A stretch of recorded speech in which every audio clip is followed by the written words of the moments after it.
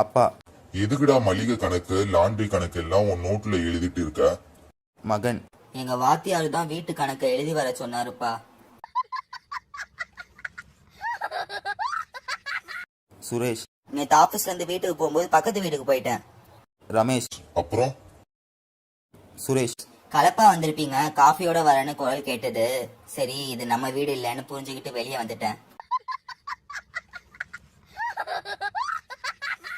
அப்பா. ஏண்டா என் நண்பர்கள் கிட்ட போய் அடிக்கடி கடன் கேக்குறியே, உனக்கு அப்படி என்னதான் பண கஷ்டம்? மகன்.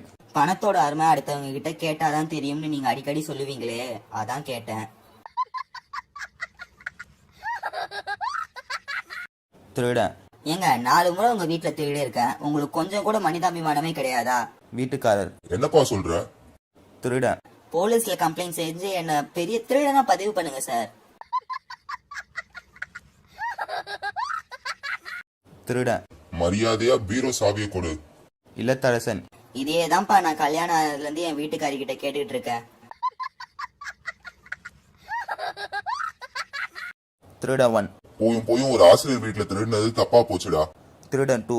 ஏன்டா எதுவும் கிடைக்கலையா? திருடவன்.